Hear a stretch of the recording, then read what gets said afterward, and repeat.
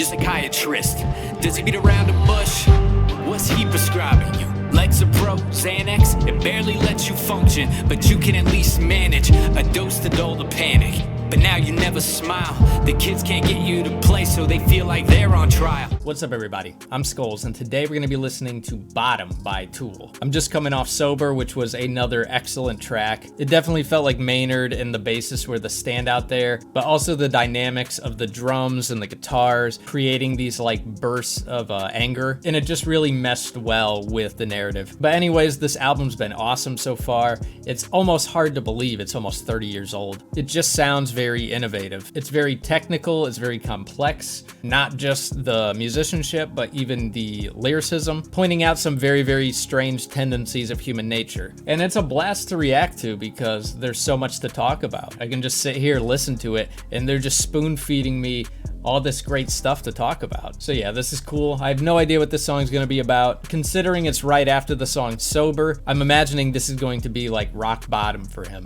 But we will see. I'm just gonna kind of let the band take me through the experience and we'll see what happens. But anyways, guys, if you're new here, consider hitting the like button, the subscribe button, the notification bell. Helps the channel grow, helps the video reach more people, and I appreciate it a lot. But all right, let's hop into Bottom.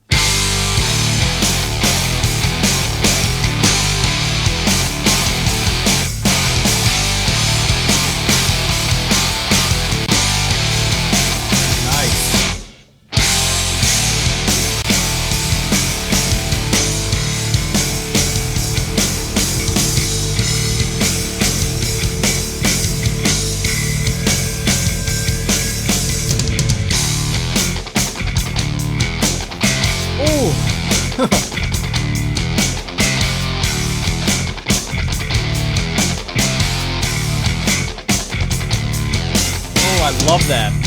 Passion is broken now. The will is eroded now. Desire is broken now. It makes me feel I'm laying on my knees and burning my fist and moans of you and set my head on fire. Smell my soul is burning. Broken. Looking up to see the enemy, and I have swallowed the poison you're feeding me, but I survived the poison you're feeding me.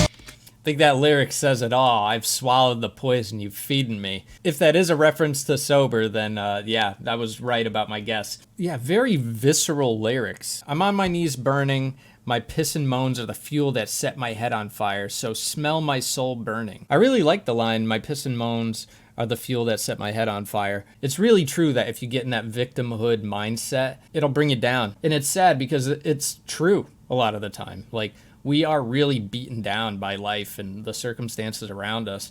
And it's easy to give in and complain like that because things are hard. But yeah, one thing I really like about the lyricism with this band so far is that, especially coming off of Perfect Circle, I feel like his articulation is better. But in this, if Tool's supposed to represent masculinity, it makes sense that things would be a little bit more visceral and less articulated well. And I really like that Maynard was able to switch up his lyricism game for a Perfect Circle. Not that things aren't articulated well here, but things are definitely more aggressive and on the nose. And I feel like that sells the aggression a lot more because it sounds like he's confronting something rather than retreating into himself and resorting to introspection.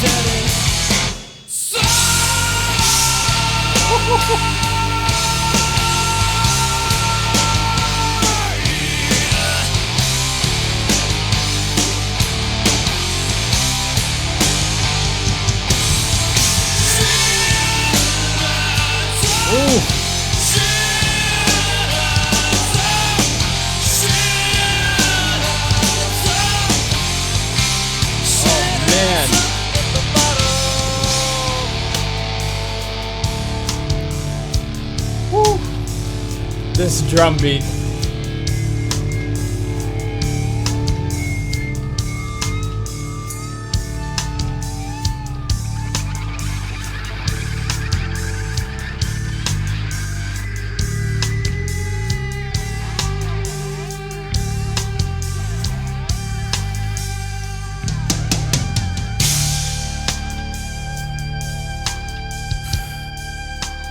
They never go where I think they're gonna go.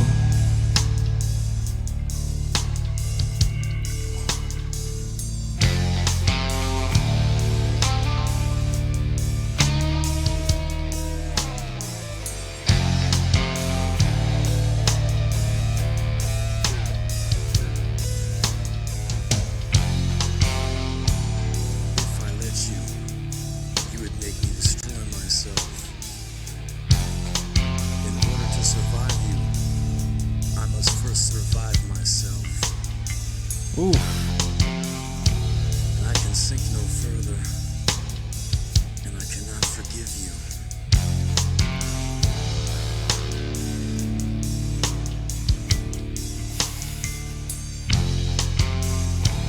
There's no choice but to confront you, to engage you, to erase you. Oh my god, dude. This is so good. This is so goddamn good. The way everything comes down and it's like you're at the bottom with him, and the way he's just saying this, it's like a meditation. It's like he's figuring it out, how to get out of this. And I like that he's just kind of sitting in the dark with this thing, and he's beginning to understand it to be able to pull himself out of it. This whole section just marinating is so goddamn smart. And the drum beat is just so chill. I think that's why I get this sense of meditation, this self-reflection, which is so funny because I was just saying it sounds like he's confronting something. It's not so introspective. I think this album is really about confronting yourself, confronting your bullshit. I mean, I could be wrong, I don't know, but this really does just feel like this confrontation and this wrestling within yourself. And maybe this album is about the ways in which it manifests itself into the physical world. Drugs, self-sabotaging behavior, and stuff like that. But man, this band knows how to sell a narrative. To erase you.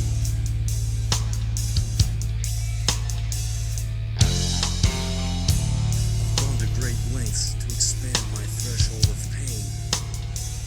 I'll use my mistakes against you. There's no other choice. Shameless now. Nameless now. Nothing now. No one now. But my soul must be iron. 'Cause my fear is naked. Naked and fearless. And my fear is naked.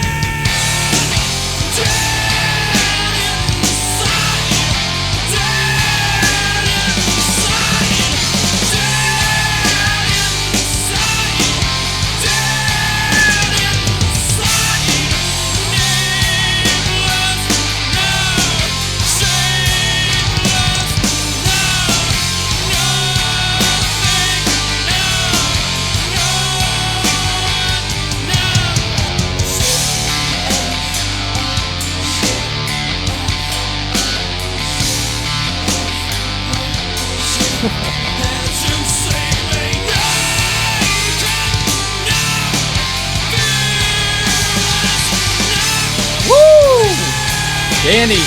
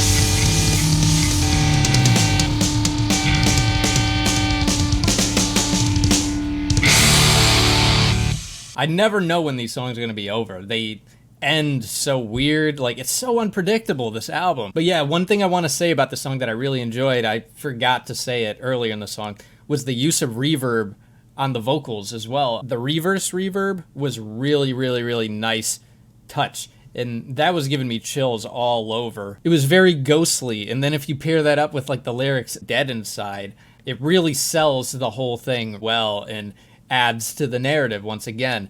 And I love that. I love when an audio engineer can use mixing techniques to sell the narrative further. It's really weird that you don't hear that too often in music, considering most things are overproduced nowadays. So now that I've read all the lyrics, I kind of feel like this song is like the Phoenix. Like in the beginning of the song, he uses the imagery of fire, and it's burning him.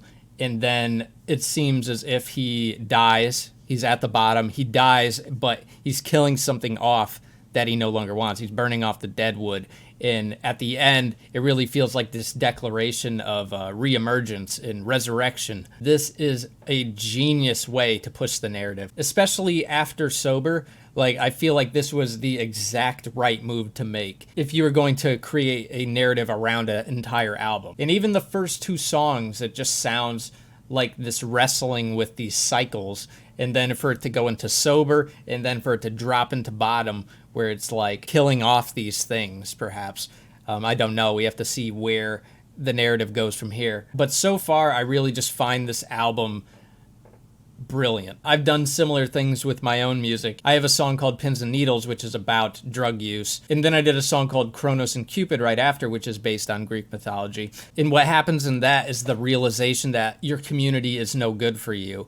And it's about time killing love for your community. Kronos is representative of time, and Cupid is representative of love. If I'm getting things right about this journey with this album, it just seems like me and Tool think about narratives in a very similar way. So I think that me and Tool are just gonna mesh really well. But yeah, I mean, I don't know what else to say about this. I mean, they are at the top of their game. They're better than most bands I've heard. In terms of musicianship, in terms of selling a narrative and interweaving it into multiple tracks. I mean, we're only 4 tracks in, and this really just does feel like one big story. And it's really engaging in a way that you don't hear a lot. But yeah, guys, I think that's where I'm gonna end the video. I appreciate you stopping in and hanging out with me.